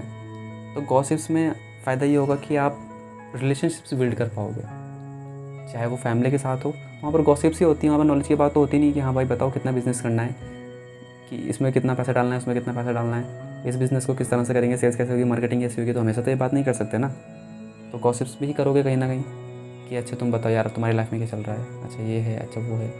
तो इस तरह से गॉसिप्स का भी बेनिफिट है, पॉजिटिव साइड है। नेगेटिव साइड क्या है, क्या आप पूरा ही टाइम गॉसिप्स करते रहो, यानी कि ज़्यादातर टाइम गॉसिप्स ही करते रहो, कि रोज़ का काम है कि 2-4 घंटे फ़ोन में बात करते हैं दोस्तों, हाँ भाई बता आज कहाँ चलना है, आज का प्लान क्या है, तो ये काम कर रहे हो, तो ये तो जी खतरनाक है बिल्कुल। तो इस चीज़ के लिए गॉसिप्स बिल्कुल बेकार चीज़ है। लेकिन अगर आप कर रहे हो अच्छे दोस्तों के साथ गॉसिप्स, ताकि आपका एक रिलेशन बिल्ड हमेशा बना रहे, तो दैट इज़ इम्पॉर्टेंट। ये क्वालिटी गॉसिप्स बोल सकते हैं जिसको, इसकी क्वालिटी है इस गॉसिप्स की। लाइफ एक्सपीरियंस आप शेयर कर सकते हो अपने फ्रेंड्स के साथ, या उनके लाइफ एक्सपीरियंस से सीख सकते हो, क्योंकि दूसरों के एक्सपीरियंस से सीखना ही रियल इंटेलिजेंस होती है। अपने एक्सपीरियंस से सीखना तो इंटेलिजेंस है ही, लेकिन दूसरों के एक्सपीरियंस से भी सीख लो कि सामने वाले पर्सन की लाइफ में क्या चल रहा है, आपके जो अच्छे दोस्त हैं उनकी लाइफ में क्या चल रहा है, वो किस तरह से अपनी लाइफ को जी रहे हैं। तो वहाँ से भी एक अलग अलग इंसेंटिव्स मिलते हैं। Third thing is share advice, क्योंकि हम कभी ना कभी अपनी लाइफ में फंस जाते हैं कि यार मैं ये करूँ कि या वो करूँ, या मुझे क्या करना चाहिए। तो हम अपने फ्रेंड से एडवाइस ले सकते हैं, और या एडवाइस दे भी सकते हैं अगर वो मांगना चाहे या मांगे। तो बिना मांगे किसी को एडवाइस देना बिल्कुल वैसा ही है जैसे बिना प्यासे को पानी पिलाने की बात करना, तो वही चीज़ है। Friends can affect your health even more than family. ये एक रिसर्च कह रही है कि आपकी हेल्थ आपकी फैमिली से ज़्यादा आपके दोस्तों पर ज़्यादा डिपेंड करती है, या दोस्तों से ज़्यादा अफेक्ट होती है। क्यों अफेक्ट होती है फैमिली से ज़्यादा? क्योंकि हम दोस्तों के साथ ज़्यादा फ्रेंडली हो सकते हैं, ओपन माइंडेड हो सकते हैं। फैमिली वालों के साथ भी होते हैं, लेकिन इतना ज़्यादा नहीं होते कि बिल्कुल अरे यार आज तो वो हो गया, ऐसे अपने पापा को जाके नहीं बोल सकते, या वैसे बोलते होंगे वो, तो वैसे नहीं बोलते हैं जहाँ तक मुझे लगता है। तो यही चीज़ है कि आपकी हेल्थ बहुत ज़्यादा अफेक्ट करती है, क्योंकि आपकी मेंटल हेल्थ बहुत ज़्यादा अफेक्ट करती है। फिज़िकल हेल्थ तो आप जिम वगैरह कर लो या रनिंग वगैरह कर लो, तो उससे आपकी फ़िज़िकल हेल्थ मेंटेन होती है। लेकिन मेंटल हेल्थ का रोल फ्रेंड्स के साथ बहुत ज़्यादा है, क्योंकि आप ओपन माइंडेड हो जाते हो, खुल जाते हो, और एक फ़्लो में आ जाते हो अपने दोस्तों के साथ, मस्ती करेंगे, मज़े करेंगे, ऐसा कुछ। Most friend tend to outlive 22%, keep in mind this friend reels. यानी कि जिनके अच्छे दोस्त होते हैं वो 22% ज़्यादा जीते हैं उनके मुकाबले जिनके बहुत कम दोस्त होते हैं, जिनके दोस्त नहीं होते, क्योंकि वो बहुत ज़्यादा इंट्रोवर्ट होते हैं। लेकिन इंट्रोवर्ट में ऐसा नहीं कि कोई प्रॉब्लम है, तो हर चीज़ को वो नेगेटिव वे में मत लेना मेरी। तो यही चीज़ है। और ऑथर बोल रहे हैं कि हमेशा ये अपने दिमाग में रखो कि रियल फ्रेंड की बात कर रहे हैं, ऐसा नहीं कि व्हाट्सएप पे लगे हो चैटिंग में और मेरे दोस्त कैसी हो, बढ़िया हो, क्या कर रही हो, या फेसबुक पे लगे हो, वो तुम्हारी वीडियो तो बड़ी मस्त है यार, ये तुम्हारी पिक तो बड़ी मस्त है, या इंस्टाग्राम में चैटिंग कर रहे हो। तो वो वाले दोस्त की बात नहीं कर रहे हैं ऑथर। किस दोस्त की बात कर रहे हैं? जो के साथ फेस टू फेस इंटरेक्ट कर सकें या आप किसी के साथ घूमने जा सकें, बाहर कोई भी लाइफ एक्सपीरियंस कर सकें, तो वो आपके दोस्त हैं। Superficial and distant relationships to feeling of insecurity and loneliness. अब दोस्त भी ऐसे नहीं कि सुपरफिशियल बना लो या ऐसे रिलेशनशिप बना लो दोस्तों के साथ, रिलेशनशिप फ्रेंडशिप बना लो दोस्तों के साथ कि वो क्या लगे कि आपको बुरा फील कराए, क्योंकि आपके कुछ दोस्त ऐसे भी हो सकते हैं कि आपके बैड दोस्त हैं जो कि क्या कर सकते हैं, अल्कोहलिक दारू पी सकते हैं या आपको दारू पीने के लिए फ़ोर्स कर सकते हैं। वैसे फ़ोर्स कोई नहीं करता है, जब आप चूज़ करते हो तभी आप पीते हो, या स्मोकिंग कर रहे हो, तो ये चीज़ नहीं होनी चाहिए। ऐसे दोस्तों से दूर रहो जो आपको दारू पिलाने के लिए माहौल क्रिएट करें या सुट्टा मारने के लिए आपके लिए माहौल क्रिएट करें, तो ऐसे दोस्तों से दूर रहो। अच्छे दोस्तों की संगति करनी चाहिए। और की इज़ टू हैव 3 और 4 फ्रेंड बस, यानी कि सबसे अच्छी की क्या है, सबसे अच्छी चाबी क्या है कि सिर्फ 2-3 दोस्त या 3-4 दोस्त रखो। अच्छे दोस्त रखो, कम रखो पर अच्छे रखो, क्वांटिटी कम रखो लेकिन क्वालिटी रखो, तो वही चीज़ है। 5th जो रूल है इकिगाई का वो है स्माइल। अभी मैं अगर स्माइल्स में बात कर रहा हूँ, वैसे भी तो मैं थोड़ा एनर्जेटिक लग रहा हूँ, लेकिन अगर मैं कोई पर्सन है जो स्माइल जो अपने फेस में रखता है, स्माइल का मतलब ऐसा नहीं कि हाँ वाह व्हाट अ नाइस स्माइल, ऐसी स्माइल की बात नहीं कर रहे हैं ऑथर कर रहे हैं नेचुरल स्माइल की बात। बिल्कुल नेचुरल स्माइल होनी चाहिए। One of the secrets of their long life is smiling and having a good time, यानी कि जो सबसे ज़्यादा जीते हैं उनका सबसे बड़ा सीक्रेट क्या है कि उनके फेस में हमेशा स्माइल होती है। स्माइल से क्या होता है कि this cheerful attitude is not only relaxing, it's also help them make new friends। जब आप स्माइल करते हो तो आपको रिलैक्सेशन फील होता है, अच्छा फील होता है, माइंड रिलैक्स हो जाता है जब आप एक स्माइलिंग मोड में होते हो। और जब आप एक गुस्से वाले मोड में होते हो, यार ये कैसे हो गया, ये क्यों हो गया, ये नहीं होना चाहिए था, तो माइंड रिलैक्स नहीं होता, एग्रेसिव होता है। जितने ज़्यादा हम स्माइलिंग फेस में होते हैं उतना हम रिलैक्स कर पाते हैं, उतना हम रिलैक्स होते हैं। और ये हमको यूज़फुल होता है हमारे लिए, ये हमारे लिए यूज़फुल होता है स्माइल, कि हम नए दोस्त बना पाएँ। क्योंकि नए दोस्त किसके बनते हैं, जो अच्छा होता है, जो हमेशा जिसके फेस में हमेशा स्माइल रहती है। हम किसके साथ जुड़ेंगे, जो एक अच्छा इंसान हो, एक हंसने वाला इंसान हो, खुश इंसान हो।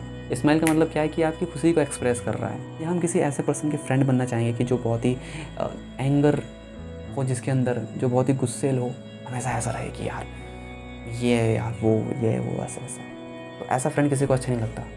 तो एक स्माइलिंग फेस आपको रिलैक्स करता है, आपके माइंड को पीसफुल रखता है एंड अच्छे दोस्त बनने में आपकी हेल्प करता है। Smile tell others you are happy. Smile सामने वाले पर्सन को बताते कि आप खुश हो, आप अच्छा फील कर रहे हो, तो सामने वाला पर्सन भी आपके साथ आकर के जुड़ेगा कि यार ये अच्छा इंसान है, ये खुश रहता है हमेशा अपनी लाइफ से, तो आपसे लोग जुड़ते चले जाएंगे। अगर आपके फेस पे स्माइल है, फेक स्माइल नहीं करनी है, पर ये है कि हमेशा अच्छे मूड में रहो, हंसते खेलते रहो, मस्त रहो। Smile lower your heart rate, reduce blood pressure. Smile में आपका हार्ट रेट कम रहता है, ब्लड प्रेशर आपका ठीक रहेगा। गुस्सा करोगे तो ब्लड प्रेशर हाई हो जाता है, हार्ट बीट रेट हाई हो जाती है गुस्से में, एंगर में। तो स्माइल से क्या होगा, रिलैक्स हो जाता है सब चीज़, फिज़िकली भी। यही ऑथर बोल रहे हैं कि फिज़िकली भी हम रिलैक्स हो जाते हैं अगर हम मेंटली रिलैक्स हैं। और अगर मेंटली एग्रेसिव हो जाएं, अपने थॉट से एग्रेसिव हो जाएं, कोई काम हमारे अकॉर्डिंग नहीं हुआ लेकिन उसकी वजह से हम एग्रेसिव हो जाएं ओवर, तो हमारी ब्लड प्रेशर ख़तरनाक तरीके से हाई हो जाएगा। बहुत से पेरेंट्स के हो जाते हैं जब उनका बच्चा कुछ गलत काम कर देता है। People smile is more trustworthy, यानी कि जो लोग अच्छे होते हैं, जिनके फेस में स्माइल होती है, जो ओपन माइंडेड होते हैं, जो खुल के अपनी लाइफ को जी रहे होते हैं, उससे क्या होता है कि सामने वाले पर्सन को उन पर ट्रस्ट होता है कि यार ये ट्रस्ट करने लायक बंदा है, इस पर ट्रस्ट किया जा सकता है। तो कोई गुस्से में हो, कोई आपसे सीधे मुंह बात ना करता हो, तो उस पर क्या ट्रस्ट होगा। ट्रस्ट उसी पे होगा जो आपसे स्माइल में खुशी से आपसे बात करे, आपसे आपका हाल चाल पूछे, आपके बारे में आप जो कहना चाहते हो उसे सुने, तो उस पर ट्रस्ट बिल्ड होगा। तो यही मेन चीज़ है कि स्माइल का कितना बड़ा रोल है, वो मैंने आपको शॉर्ट बता दिया है। तो आप स्माइल रखनी है अपने फेस में या नहीं रखनी, वो तो आपकी चॉइस है, लेकिन मेरा काम तो बताने का है, तो वो मैंने कर दिया। चलते हैं नेक्स्ट पॉइंट की तरफ, reconnect with nature. Gardening in Okinawa, nature and cities. यानी कि ओकिनावा में लोग क्या करते हैं, जापानीज़ लोग क्या करते हैं कि वो गार्डनिंग पे फोकस करते हैं। यानी कि जो भी ओकिनावा में ज़्यादा जीते हैं, उनकी जिनकी ज़्यादा एज है, यानी कि 90, 100 और 100 के आसपास, तो वो गार्डनिंग करते हैं। गार्डनिंग बहुत ही बेनिफिशियल होता है, जिससे कि हमको तो खाने के लिए बहुत कुछ मिलता है, ये फूड तो मिलता है, ये फ्रूट्स मिलते हैं, वेजिटेबल्स मिलते हैं, और साथ ही साथ हम नेचर के कनेक्ट रहते हैं, यानी कि नेचर से कनेक्ट रहते हैं। लेकिन rate race up our time and energy, living us feeling stressed, anxious और लाइक वी लॉस्ट मीनिंग। लेकिन हम बात करें अपनी, तो हम रेट रेस में फंसे होते हैं कि हमारा जो टाइम है, हमारी जो एनर्जी है, वो सारी की सारी चली जाती है रेट रेस में। अब रेट रेस क्या होती है वो मैं अभी आगे बताऊंगा। और क्या बच जाता है, हमको फीलिंग होती है स्ट्रेस्ड की, हमको स्ट्रेस फील होता है, एंजाइटी होती है, और हमको लगता है कि हमारी लाइफ में कोई मीनिंग ही नहीं है, कोई पर्पज़ ही नहीं है, क्योंकि हम रेट रेस में फंसे होते हैं इस तरह से। तो our lives around paying bills, buying things we don't actually need, यानी कि buying things we don't actually need. तो यही रेट रेस है कि हम ऐसी चीज़ों को ख़रीदने में पूरा अपना ध्यान लगाए रखते हैं, या ऐसी चीज़ों को ख़रीदते हैं जिसकी हमको एक्चुअल में कोई भी ज़रूरत नहीं है। Buying things don't actually need, drinking to feel something and staring at a computer screen. और हमेशा कंप्यूटर स्क्रीन पे बैठे रहते हैं, गेम खेलते रहते हैं, वीडियोस देखते रहते हैं, टाइम पास करते रहते हैं। 90% टाइम, आज तो on an average 3-4 hours per day कोई ना कोई, हर कोई फ़ोन को यूज़ कर रहा है, या कंप्यूटर, लैपटॉप, जो भी आपका डिवाइस है आप उसको यूज़ कर रहे हो। तो नेचर से रिकनेक्ट होने का तो सवाल ही नहीं उठता। और ऐसी चीज़ों को खरीद रहे हो जिसकी आपको एक्चुअली नीड नहीं है, तो ऐसा काम करना बंद कर दो, ताकि आप रेट रेस से बाहर निकलने के बारे में सोच सको। Don't need to hunt for food. अब ऐसा तो है नहीं कि हमको ज़रूरत हो कि हम जा कर के फूड को जंगल में जा कर के लेके आएँ, या किसी जानवर को मारें, या फ्रूट्स एंड वेजिटेबल्स के लिए हमको जंगल में जाना पड़े या खेतों में जाना पड़े। वो हमको मिल जाता है, पैसे दो जी मिल जाएगा सब कुछ घर से ही। और अब तो फ़ोन से ही, अमेज़ोन से, फ्लिपकार्ट से कुछ भी आप ग्रोसरी का प्रोडक्ट्स मंगा सकते हो। तो नेचर से कनेक्ट होने की बात तो उठती नहीं है। तो रिकनेक्ट होना बहुत ही ज़रूरी है नेचर के साथ। तो उसके रास्ते क्या हैं? Grow a plant. आप कोई प्लांट लगा सकते हो अपने घर में, जिससे कि आप नेचर के पास हो जाओगे। प्लांट नेचर का बहुत ही अच्छा सोर्स है। तो प्लांट ग्रो करना बहुत अच्छा तरीका है कि आप नेचुरली कुछ अपने पास रख पाओ। वॉच द सन राइज, यानी कि जब सूरज निकलता है तो आप उसको देख सकते हो, बजाय इसके कि आप हमेशा अपने फ़ोन पर चिपके रहो, व्हाट्सएप पे, इंस्टाग्राम पे, फेसबुक पे और ऐसे अदर वेबसाइट्स पे। तो इसके बजाय आप क्या कर सकते हो, सनराइज़ देख सकते हो, सनसेट देख सकते हो, कोई प्लांट अपने घर पे लगा सकते हो। And go on a track, किसी भी मज़ेदार माउंटेन हिल स्टेशन में जा सकते हो, वहाँ पर ट्रैक कर सकते हो, वहाँ पर घूम फिर सकते हो। और स्लीप अंडर द स्टार्स, कभी तारों के नीचे सो सकते हो। तारों के नीचे का मतलब है कि जब आप खुले स्पेस पे हो तो वहाँ पर आराम से लेट करके तारों को देख सकते हो किसी हिल स्टेशन पे जाकर। और आपको वहाँ पर रात में रुकने का मौका मिले किसी होटल में, तो आप देख सकते हो कि स्टार्स कितने ब्यूटीफुल होते हैं। लेकिन होटल में तो हम कुछ और ही काम के लिए जाते हैं शायद। 7th रूल है इकिगाई का, गिव थैंक्स। हर चीज़ के लिए थैंक्स दो, कुछ मांगो मत कि यार भगवान मुझे ये मिल जाए, मुझे वो मिल जाए, मुझे ये नहीं मिला, मुझे वो नहीं मिला। हम ऐसा मांगते रहते हैं, कभी थैंक्स नहीं देते किसी को भी। They give thanks to ancestors, nature for air, food, their family and friends. Okinawa के लोग जो इकिगाई को फॉलो करते हैं, वो हमेशा थैंक्स देते हैं अपने पूर्वजों को, जिनकी वजह से वो आज यहाँ पर हैं, जिनकी वजह से उनकी फैमिली उनके पास है, उनकी फ़िलॉसफी उनके पास है, उनका कल्चर उनके पास है। और नेचर को थैंक्स देना बहुत इंपॉर्टेंट है। फ्री की एयर हमको मिलती है दिल्ली में, या ऐसे बड़ी सिटीज़ पे तो एयर बहुत ही पॉल्यूटेड है, लेकिन जहाँ पर अभी मैं रहता हूँ विलेज में, तो यहाँ की एयर तो बहुत ही कमाल की है, बहुत ही फ्रेश है। तो इसके लिए थैंक्स देना तो बनता है। फूड के लिए, फूड नेचर हमको प्रोवाइड करता है। हाँ, पैसों में हम खरीदते हैं वो बात अलग है, लेकिन नेचर भी तो फ्री में काम करता है। सन अपनी एनर्जी दे रहा है, सूरज अपनी एनर्जी दे रहा है, वाटर, एयर, सॉइल सब मिल कर के एक फूड को जनरेट कर रहे हैं। तो ये कितना कमाल का सीन हो रहा है ना, कमाल की चीज़ हो रही है ना हमारे लिए। तो इसके लिए भी हम थैंक्स दे सकते हैं इस नेचर को। अपनी फैमिली को थैंक्स दे सकते हैं कि वो हमारे साथ है। कोई तो हमारे साथ है, किसी का हाथ तो हमारे ऊपर है, हमारे फैमिली का, हमारे पेरेंट्स का, हमारे भाई बहनों का, क्योंकि उनके बिना लाइफ जीना कैसा हो सकता है आप सोच सकते हो। क्योंकि वो चीज़ तो वही सोच सकता है ना जिसने ये फील करा हो। और अपने फ्रेंड्स को, आपके दोस्त हैं इतने अच्छे जो आपकी हमेशा हेल्प करते हैं। वैसे कोई हेल्प नहीं करता है, कोई फ्रेंड ऐसा नहीं होता जो ज़रूरत पड़ने पर हेल्प करे, लेकिन फिर भी उनको थैंक्स देना तो बनता है कि वो आपके दोस्त हैं। Gratitude consistently associated with positive outcomes. और थैंक्स बोलना किसी के लिए, नेचर के लिए, फैमिली के लिए, फ्रेंड्स के लिए, ये क्या है, एक ग्रेटिट्यूड है। और ग्रेटिट्यूड्स अगर आप कंसिस्टेंटली करते चले जाओ तो उससे क्या होगा कि पॉजिटिव आउटकम्स जुड़े होते हैं। अब अगर आप अभी किसी चीज़ के लिए थैंक्स दे रहे हो कि thank you for God this, thank you God for you provide me food, air and my family healthy right now.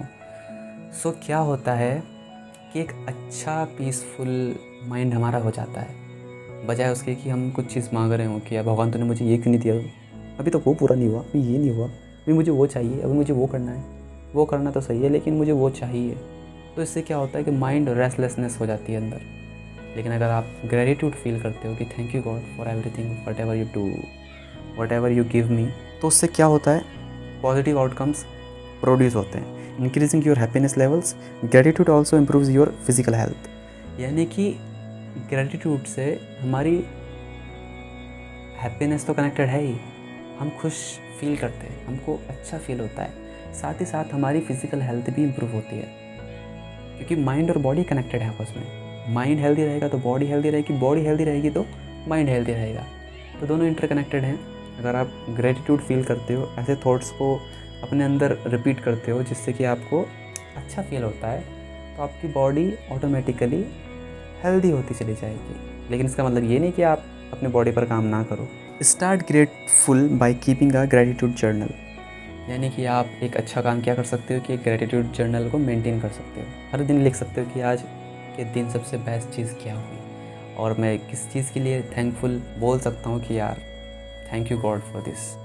अगर आप लिख नहीं सकते या लिखना नहीं चाहते तो यूट्यूब पे बहुत सी ऐसी अफर्मेशंस हैं, ग्रेटिट्यूड अफर्मेशंस हैं, जिनको आप रेगुलरली सुन सकते हो, ताकि जो थॉट्स हैं अफर्मेशन के वो आपके माइंड में कंसिस्टेंटली चलते रहें, जिससे कि आपको पॉजिटिव आउटकम्स मिल सके। तो यही मोटिव है गिव थैंक्स का, जो कि ये पॉइंट है, 7वां पॉइंट है इकिगाई का। और अगला पॉइंट है इसका 8वां रूल है इकिगाई का, एक्सरसाइज भी बहुत इंपॉर्टेंट है। और इकिगाई यानी कि जो ओकिनावा के लोग होते हैं, जापानीज़ लोग होते हैं, वो क्या बोलते हैं कि all you need is to add movement to your day. यानी कि ऐसा नहीं है कि ओकिनावा के जो लोग होते हैं, जापानीज़ जो लोग होते हैं, वो जिम में ही अपनी एक्सरसाइज पर काम करते हैं या अपनी बॉडी पर काम करते हैं। बेसिकली उनका रूल क्या है कि अपनी बॉडी को मोमेंटम में बनाए रखो। ऐसा नहीं है कि आप 4 घंटे के लिए, 8 घंटे के लिए एक ही पोज पर बैठे हुए हो और कंप्यूटर पे काम कर रहे हो। अगर आपकी एक जॉब है कंप्यूटर पे काम करने की या बैठ कर काम करने की, तो उसमें भी आप मूवमेंट्स को इन्वॉल्व रखो। यानी कि 1 घंटे में 5 मिनट के लिए उठ लो, थोड़ा चल लो, फिर लो, अपनी बॉडी को क्या करो, मूवमेंट में लाओ। क्योंकि 30 मिनट के बाद मेटाबॉलिज्म गिर जाता है बॉडी का, तो वो दोबारा से ऊपर उठ पाए उसके लिए क्या करना होता है कि 5 मिनट के लिए आप वॉकिंग कर सकते हो, अपने बॉडी को मूव कर सकते हो, जिससे कि आपकी बॉडी दोबारा से चार्ज अप हो जाए। Yoga is excellent way to seek harmony between your body and mind. और कमाल की बात यह है कि जापानीज़ लोग योगा पर बहुत ही ध्यान देते हैं। सूर्य नमस्कारम की बात करी गई है इकिगाई में, जो कि बहुत ही अमेजिंग है, कि जो कि इंडिया से निकला है। जो हमारे स्क्रिप्चर्स हैं, क्योंकि वही योगा भी वहीं से निकला गया है, क्योंकि योगा बेसिकली पतंजलि ने इंट्रोड्यूस किया था। तो योगा एक बहुत अच्छा तरीका है कि अपनी बॉडी और माइंड में बैलेंस को क्रिएट करने का, एक हार्मोनी को क्रिएट करने का। तो योगा बहुत ही परफेक्ट है। और अगर आप जिम भी जाते हो तो ऐसा नहीं है कि वो बहुत बेकार है या बेकार है, लेकिन योगा भी एक अच्छी चीज़ है और अपनी बॉडी को मूवमेंट में रखना भी एक अच्छा चीज़ है, और जिम भी अपनी जगह अच्छा है। तो आप कोई भी ऑप्शन चूज़ कर सकते हो अपनी बॉडी को फिट रखने के लिए, अपने माइंड को फिट रखने के लिए, क्योंकि एक्सरसाइज तो बहुत ही ज़रूरी है आज की डेट में। क्योंकि हम इतना मोबाइल यूज़ कर रहे हैं, इतना अपने बॉडी को मूव नहीं कर रहे हैं कि जिससे कि आने वाले टाइम में बहुत ज़्यादा प्रॉब्लम क्रिएट हो सकती है। तो वो प्रॉब्लम क्रिएट ना हो, इसलिए हमको अपनी हेल्थ पे तो ध्यान देना ही चाहिए कम से कम, कि हम अपनी बॉडी को फिट रख सकें। और बेसिकली मैं भी हर दिन 1 घंटा तो कम से कम अपनी बॉडी पर वर्क करता ही हूँ, एक्सरसाइज करता हूँ, तो जिससे कि मुझको एक अच्छी खासी एनर्जी मिल जाती है अपने दूसरे कामों को पूरा करने के लिए। तो एक्सरसाइज बहुत ही इंपॉर्टेंट रूल है इस इकिगाई बुक का, और मस्ट है ये तो, यानी कि एक्सरसाइज तो करनी ही करनी है, ताकि जो आपकी बॉडी है वो मोमेंटम में बनी रहे, एक मूवमेंट बॉडी में बना रहे, कभी भी डल ना हो, हमेशा यंग रहे बॉडी। यंग का मतलब ये नहीं है कि अब बाल सफ़ेद ही नहीं होंगे या झुर्रियाँ नहीं पड़ेंगी। यंग का मतलब ये है कि एक्टिव रहे हमेशा। अगला पॉइंट है कि गाएगा 9th रूल जो बोल सकते हैं, लिव इन द मोमेंट, यानी कि हमेशा प्रेजेंट मोमेंट में रहो। फ्यूचर में जाओ, पास्ट में जाओ, लेकिन वहाँ से कुछ इन्फॉर्मेशन निकालने के लिए, और हमेशा प्रेजेंट मोमेंट में रहो ताकि आप रिलैक्स रह सको। क्योंकि पास्ट में जो हो गया उसको तो बदला नहीं जा सकता, फ्यूचर में जो होने वाला है उसको भी, वो तो अभी आया नहीं है, प्रेजेंट में है, अभी हमारे हाथ में प्रेजेंट ही। तो प्रेजेंट में ही रहो और पास्ट और फ्यूचर को यूज़ कर लो प्रेजेंट में कुछ क्रिएट करने के लिए। तो flow state in Okinawa, flow state होती है एक, जिसकी बात एक फ्लो बुक है, फ्लो ही उस बुक का नाम है जिसकी बात करी गई है उस बुक में।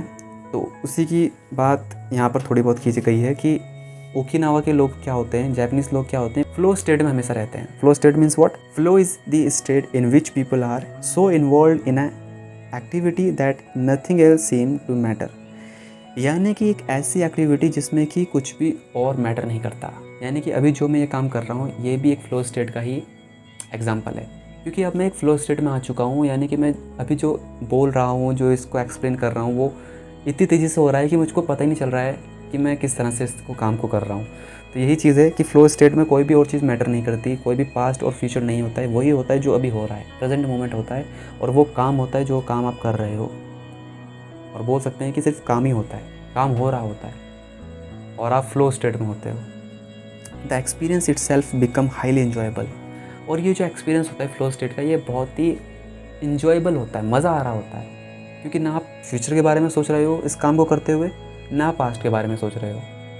हाँ, अगर आप सोच रहे हो फ्यूचर के बारे में तो सिर्फ फ्यूचर के बारे में सोच रहे हो, तब भी आप एक फ्लो स्टेट में हो कि यार एक फ्यूचरिस्टिक मेरा प्लान क्या होगा, मेरी विजन क्या होगी। अगर आप उस पर सोच रहे हो बैठ करके, तो और आप उस पर फ्लो में चले गए हो, यानी कि सोचते सोचते बहुत ही हाईली सोच पा रहे हो, तो ये बोल सकते हैं कि आप एक फ्लो स्टेट में आ गए हो। या अपने पास्ट के बारे में सोच रहे हो कि यार मैंने जो एक्शंस लिए थे पास्ट में, मैंने जो डिसीजंस लिए थे पास्ट में, वो किस तरह से रिफ्लेक्ट कर रहे हैं मेरे प्रेजेंट मोमेंट को, तो ये भी एक फ़्लो स्टेट का पार्ट है। लेकिन फ़्लो स्टेट में क्या होता है कि और कोई भी चीज़ मैटर नहीं करती, सिर्फ वो काम मैटर करता है जो काम आप कर रहे हो, और वो इस तरह से होता है कि उसमें एक फ्लोनेस आ जाती है कि वो दिखने लगता है कि आपको पता नहीं चलता कि यार काम इतनी स्पीड से हो रहा है, काम इतनी एफर्टलेसली हो रहा है कि टाइम का भी पता नहीं चल रहा है, टाइम रूल्ड आउट हो गया वहाँ से। You can focus all your attention on the present moment, avoid multitasking और अनप्लग फ्रॉम सोशल मीडिया। वही चीज़ है कि आप एक अपनी अटेंशन को एक जगह फोकस करते हो प्रेजेंट मोमेंट में, और मल्टीटास्किंग को अवॉइड करो। ऐसा नहीं है कि फ़ोन में बात भी कर रहे हो और खाना भी खा रहे हो, तो ना आप खाना खा पाओगे ना आप बात कर पाओगे, ना आप खाना खाते टाइम खाना खा पाओगे, ना आप किसी और चीज़ के बारे में सोच पाओगे। तो एक टाइम पे एक ही काम करो जिससे कि आप प्रेजेंट मोमेंट में रहोगे। मल्टीटास्किंग का मतलब क्या है कि आप एक काम को कर रहे हो, उस टाइम उसी काम को कर रहे हो, फिर दूसरा टास्क लिया, फिर उसको कंप्लीट करा, फिर तीसरा टास्क लिया, उसको कंप्लीट करा। तो एक ही करके हर टास्क को कंप्लीट करते चले जाओ, तो यही मल्टीटास्किंग बन जाएगी। तो मल्टीटास्किंग बुरी तब नहीं है जब आप एक एक करके अपने टास्क को कंप्लीट कर रहे हो, बल्कि तब है जब आप एक ही टाइम पे 2 टास्क को या 3 टास्क को कंप्लीट करने की कोशिश कर रहे हो। तो इससे क्या होगा कि आप प्रेजेंट मोमेंट में नहीं रह पाओगे, और सोशल मीडिया से दूर रहो जब आप काम कर रहे हो, जब आप एक फ्लो स्टेट में आना चाहते हो। क्योंकि आप काम कर रहे हो, फॉर एग्जांपल कोई काम आप कर रहे हो और बीच में आपका नोटिफिकेशन बच जाए कि यार एक व्हाट्सएप में मैसेज आया, चलो चेक कर लेता हूँ, तो आपका किसका फ्लो स्टेट, कौन सा फ्लो स्टेट? सारा फ्लो स्टेट अनफ्लो स्टेट में कन्वर्ट हो जाएगा। तो वही चीज़ है कि सोशल मीडिया को उस टाइम बाय बाय बोल दो, टाटा बोल दो, ताकि आप एक फ्लो स्टेट में आ सको।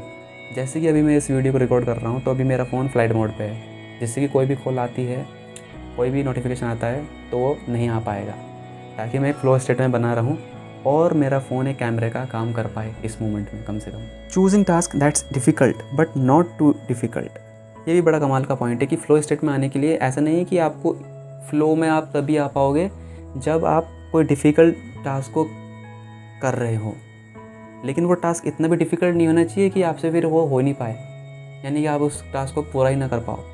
इतना भी डिफ़िकल्ट नहीं होना चाहिए वो टास्क, पर इतना डिफ़िकल्ट तो होना चाहिए कि इसमें कुछ चैलेंजेस मिल सकें।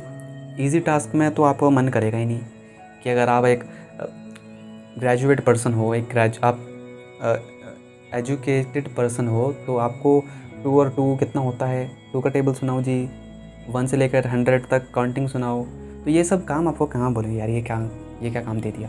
लेकिन उसी की जगह अगर आप एक 12th के स्टूडेंट हो और आपको 12th का कोई क्वेश्चन दिया जाए या 10th का कोई क्वेश्चन दिया जाए या 11th का कोई क्वेश्चन दिया जाए सॉल्व करने के लिए मैथमेटिक्स का, तो आपको उसमें मज़ा आएगा। तो यही चीज़ है कि आप उस फ्लो में आ पाओगे अगर कोई आपको चैलेंजिंग सिचुएशन मिल जाए जो कि इतनी भी ज़्यादा डिफ़िकल्ट ना हो कि आप उसको कॉन्कर ही ना कर पाओ। तो यही चीज़ है। तो फ्लो स्टेट में आने के लिए भी बहुत ज़रूरी है कि आप कोई ऐसा टास्क चुनो जो डिफ़िकल्ट हो पर बहुत ही ज़्यादा डिफ़िकल्ट ना हो, ऐसा ना हो कि आप कर ही ना पाओ। एंड लास्ट 10th रूल क्या है, नेवर रिटायर, यानी कभी भी रिटायर मत हो। अब ये बड़ा अजीब लगेगा क्योंकि आजकल यूट्यूब में या यूथ के माइंड में क्या चल रहा है कि यार 30 से पहले रिटायर कैसे हो जाए। तो बेसिकली इकिगाई में बात करी जा रही है लाइफ में कभी रिटायर मत हो, फाइनेंशियली रिटायर हो जाओ, उसमें कोई दिक्कत वाली बात नहीं है। तो फाइनेंशियल रिटायर तो होना ही चाहिए, फाइनेंशियल फ्रीडम को तो अचीव करना ही चाहिए, लेकिन लाइफ में कभी भी रिटायर मत हो। Never retire, Okinawa language there isn't a word for retirement, यानी कि जापानीज़ लोगों के अंदर, उनके माइंड में कोई भी वर्ड नहीं है रिटायरमेंट शब्द का, कि कभी भी ऐसा नहीं कि रिटायरमेंट का शब्द का मतलब क्या होता है कि यार अब तो कुछ है ही नहीं करने के लिए, अब तो लाइफ में जो करना था कर लिया, अब तो आराम से बस पड़े हुए हैं या फालतू फंड के काम कर रहे हैं, ऐसे काम कर रहे हैं जिसका कोई मतलब ही नहीं है, जो यूज़फुल ही नहीं है। क्योंकि यही होता है, क्योंकि अगर हम कोई काम कर रहे होते हैं, अगर उस काम को हम पूरा कंप्लीट कर लेते हैं तो फिर हम वो काम करते हैं जो कि यूज़लेस होती है, जो कि किसी काम की नहीं होती है, जो कि हमारे माइंड को डल करती है, हमारी बॉडी को डल करती है। फॉर एग्ज़ाम्पल, आपने कोई गोल था उसको अचीव करना था और आपने वो अचीव कर लिया, उसके बाद क्या करोगे? उसके बाद एक ऑप्शन तो ये है कि आप उसके बाद भी कुछ क्रिएटिव कर पाओ, उसके बाद भी कुछ कंस्ट्रक्टिव कर पाओ, लेकिन 90% लोग क्या करते हैं कि उसके बाद फिर डिस्ट्रक्टिव काम करना स्टार्ट कर देते हैं, अपने माइंड को डल करना स्टार्ट कर देते हैं। कुछ नई चीज़ करना, कुछ नया चीज़ सोचना, कुछ भी नया करने से वो डरते तो हैं ही, लेकिन उसको करने के बारे में सोचते भी नहीं है, क्योंकि जो वो करना चाहते थे वो तो कर ही लिया, पैसा जितना चाहे था वो उतना मिल गया, अब उसके बाद काम क्यों करना। Idea is to keep your mind and body active, to fill yourself with purpose and ikigai daily. वही चीज़ है कि नेवर रिटायर का मतलब क्या है कि अपने बॉडी और माइंड को हमेशा एक्टिव रखो, फाइनेंशियल फ्रीडम अचीव करने के बाद भी। तो अपना गोल ये मत बनाओ कि मेरे को फाइनेंशियल फ्रीडम अचीव करनी है, उसके बाद फिर मैं कुछ भी नहीं करूँगा, उसके बाद तो मेरी एक इनकम आती रहेगी पैसिवली, तो बस उतना बहुत है, उसके बाद मैं लाइफ को एंजॉय करूँगा।